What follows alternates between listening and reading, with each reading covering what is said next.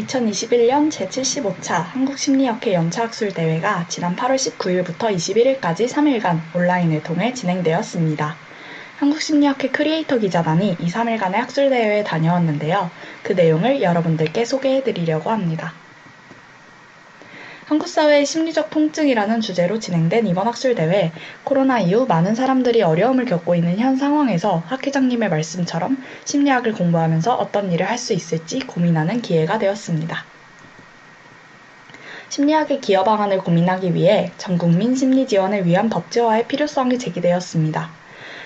갈수록 심리 지원에 대한 수요는 증가하는 추세이고 그에 대한 관점 또한 보편적, 예방적인 관점으로 확대되고 있다고 합니다.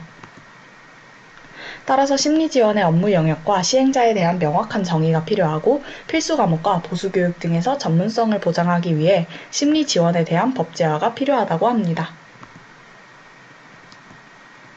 이어서 한국 사회의 심리적 통증을 주제로 한 1부 강연과 통증 없는 사회를 위하여를 주제로 한 2부 강연이 진행되었습니다. 먼저 1부에서 들었던 3개의 강연을 소개해드리겠습니다. 먼저 이수정 교수님께서 젠더폭력을 주제로 한국 여성의 심리적 통증에 대한 강연을 진행해 주셨습니다. 젠더폭력은 현재의 범죄 통계 체계로는 잘 파악하기 어렵다는 문제가 있습니다. 이 그림처럼 살인에 포함되지 않는 상해치사, 폭행치사 등의 젠더폭력이 해당되는 경우가 많아 제대로 된 파악과 대응이 힘들다고 합니다. 젠더폭력에 따른 불안감은 다른 사회적 문제로도 연결될 수 있고 피해자들은 뇌손상까지 입을 수 있습니다. 따라서 이 문제들이 은폐되지 않도록 적극적인 관심과 신고가 필요합니다. 다음으로는 유성은 교수님의 한국 사회의 심리적 통증과 자살에 대한 강연을 들었습니다. 교수님은 자살률 1위라는 한국 사회에 대한 설명이 필요함을 제시하며 사람이 자살에 이르게 되는 대인관계 심리학적 이론을 소개해 주셨습니다. 조이너의 이론은 소속감을 느끼지 못하고 짐이 되는 느낌이 들고 실행 가능성도 있다면 자살에 이르게 된다고 설명합니다. 건강한 사회적 네트워크, 실패 후 2번째 기회, 그리고 다원화된 가치가 있는 사회가 된다면 자살이 줄어들 수 있을 것입니다. 1부 마지막으로 배종대 감독님이 영화로 본 한국 사회의 심리적 통증에 대한 강연을 진행해 주셨습니다. 영화 빛과 철은 2명의 피해자를 낳은 교통사고에서 누가 가해자인지를 밝혀가는 이야기를 담고 있습니다. 강연의 특성상 이후 영화 빛과 철의 중요 내용을 모두 포함한 스포일러가 있습니다. 스포일러를 원하지 않는 분들은 주의해 주시기 바랍니다. 영화는 결국 두 운전자 모두 고립의 심리적 고통 때문에 자살을 선택했다는 결말로 흘러갑니다. 배 감독님은 이 영화의 내용을 바탕으로 서로의 고통을 외면하지 않고 인정하는 사회가 되기를 바란다고 말씀하셨습니다. 대외 심포지엄 2부는 통증 없는 사회를 위한 내용을 담은 3개의 강연으로 구성되었습니다. 가장 먼저 백도문 교수님의 현재 우리 사회의 위험에 대한 인식과 감정이라는 강연을 들었습니다. 우리의 감정은 상황을 예측하고 설명하기 위해 발생하는 것인데 모든 것이 빠르게 변하는 현대사회에서는 충분한 정보와 대안을 제공해 사람들이 위험을 덜 느끼게 해야 한다고 합니다. 빠르게 흘러가는 현대사회에서 제가 느낀 불안감이 무엇이었는지를 알 수 있었던 강연이었습니다. 두 번째로 이준원 전 교장 선생님의 강연이 있었습니다. 불안과 분노를 유발하는 입시 위주의 교육 때문에 아픈 사람들의 학교였던 덕양중학교는 교문에서 함께 인사하고 서로의 존재를 그대로 인정하며 행복한 학교가 될 수 있었다고 합니다. 이 사례를 사회 전반적으로 넓혀보며 행복한 사회를 위해서 할 수 있는 일에 대해 고민해보는 기회가 되었습니다. 마지막으로 김경을 교수님의 강연이 있었습니다. 사회적 접촉은 에너지를 많이 소모하는 일이기 때문에 사람들은 비대면 사회에서 그에 따른 만족감을 느낀다고 합니다. 이처럼 모두와 공존할 수 없음을 인정하고 느슨한 관계를 유지하는 것이 행복이 될 수 있습니다. 또한 남의 감탄에 목매지 않으며 자신의 행복에 대해 생각하는 기회를 만들자는 말씀이 인상 깊었습니다. 이렇게 연차학술대회 1일차가 마무리되었습니다.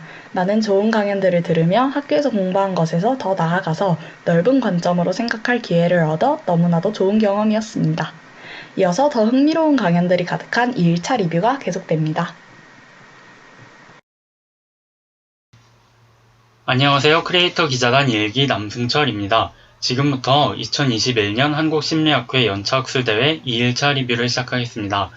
2021년 한국심리학회 연차학술대회 2일차에는 분과별 심포지엄 및 워크숍이 진행되었습니다. 오전, 오후, 저녁에 총 9개 세션에서 동시에 강연이 진행되었습니다. 아쉽지만 모든 강연에 참여할 수는 없었습니다. 이 중 저희가 참여한 5개 강연에 대해 소개해드리고자 합니다. 저희가 참여한 강연들입니다.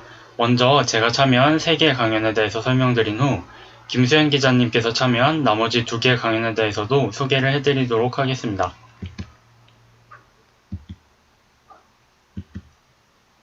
먼저 오전 강연인데요. 오전 시간에 참여한 심포지엄입니다. 3분의 선생님께서 행복을 주제로 강연을 진행해 주셨습니다. 첫 번째 강연자인 이성화 교수님께서 혈액, 타액, 장내 미생물 등 3가지 생리지표와 행복 간의 관계를 주제로 강연을 진행해 주셨습니다. 일부 신체적 건강지표들이 실제로 심리적, 정서적 안정감과 밀접한 관련을 보였습니다. 또 나이가 들수록 이러한 상관이 뚜렷해졌습니다. 특히 역경에 반응하는 CTRA 유전자의 발현과 심리적 안정감 저하의 관계가 나이가 들수록 두드러지는 것이 매우 흥미로웠습니다. 즉, 일부 지표에 따르면 나이가 들수록 심리적으로 건강한 사람이 신체적으로도 건강할 가능성이 높다는 것입니다.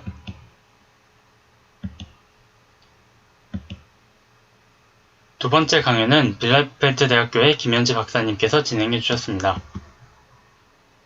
문화권별로 다른 행복의 정도를 구조 방정식 모델을 활용하여 설명해 주셨는데요.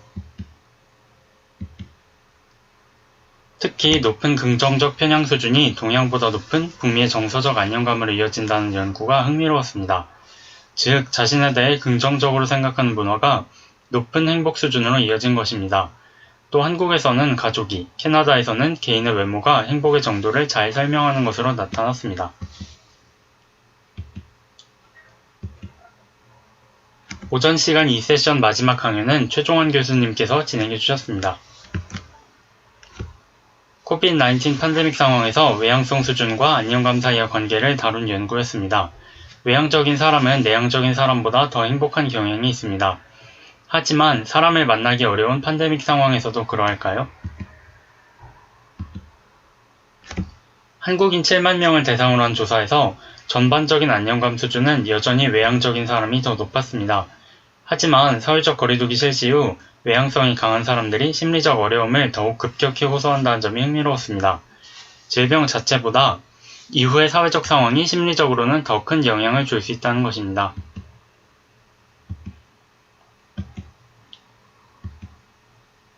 90분의 휴식 시간이 끝나고 두 번째 시간이 시작되었습니다. 저는 건강분과 워크숍에 참여하였고 최성진 교수님께서 2시간 동안 강연을 진행해 주셨습니다. 화상심리 상담은 명확한 단점을 가지고 있지만 동시에 온라인만의 장점도 가지고 있었습니다. 예를 들어 상담에 집중하기 위해서 주변 환경 정도는 더 신경 쓴다면 가격 절감 등 온라인 상담의 장점을 활용할 수 있습니다. 또한 직접 만나지 않고도 상담자와 내담자가 서로의 감정을 느낄 수 있다는 점이 흥미로웠습니다. 두 번째 시간에는 프로이트의 역동이론부터 위니코트의 대상관계 이론까지 다양한 정신역동 이론들을 상담 진행 과정에 적용하여 설명해 주셨습니다. 욕구라는 보다 근본적인 원인에 내담자 스스로 다가갈 수 있도록 도와주는 과정이 흥미로웠습니다. 워크숍은 심포지엄과 달리 강연자 선생님의 경험을 더 자세히 들을 수 있는 점이 좋았습니다. 다양한 강연을 한 번에 듣고 싶을 때에는 심포지엄을, 관심 있는 분야의 내용을 좀 더 깊이 다루는 강연을 듣고 싶다면 워크숍을 신청해 보시면 좋을 것 같습니다.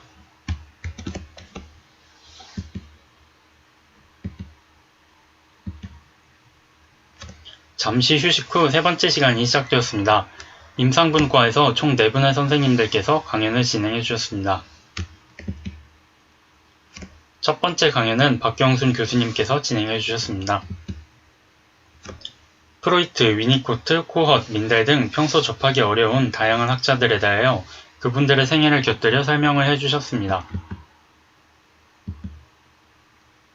또 프로이트의 초자아, 코헛의 나르시시즘 등을 중심으로 심리적 통증에 대해 강연해 주셨습니다. 이렇게 평소에 깊이 다루지 않던 개념들을 깊이 다룰 수 있는 것이 연차학술대회만의 매력인 것 같습니다. 이어서 수용 전념 치료, 액텔 관점에서 심리적 통증을 다루는 조성근 교수님의 강연이 이어졌습니다. 액트에서 다루는 심리적 통증의 요인들에 대해 설명해 주셨는데요. 자연스럽게 느끼는 감정과 인간의 생각이 만드는 감정을 구분하는 것이 중요하다고 합니다. 예를 들어 실수를 통해 느끼는 고통은 자연스럽지만 이 때문에 스스로 자책하는 것은 인위적인 고통을 낳습니다. 이처럼 더러운 고통과 깨끗한 고통을 구분하고 더러운 고통으로부터 벗어나는 것에 대한 설명이 흥미로웠습니다.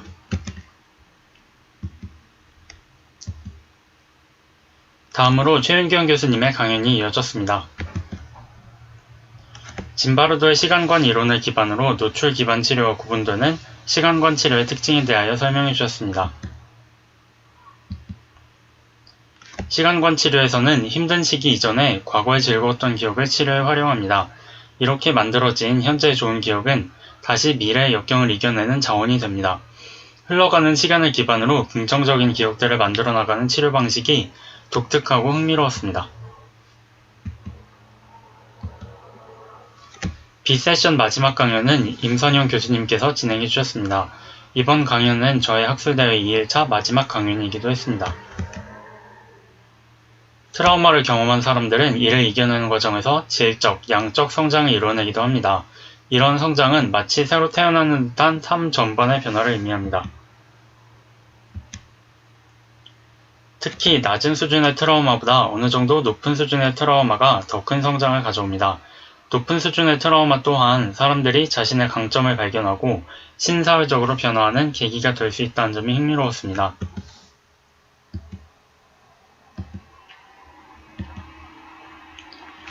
저의 2일차 일정이 이렇게 마무리되었습니다. 개인적으로는 평소 접하기 힘든 강연자 선생님들의 경험과 최신 연구 결과, 이론들을 한자리에서 접할 수 있는 매우 뜻깊은 시간이었습니다. 학부생분들도 기회가 된다면 매년 8월에 열리는 한국심리학회 연차학술대회에 참여해보시면 좋을 것 같습니다. 이어서 나머지 분과에 대해서 김수현 기자님의 설명이 이어지겠습니다.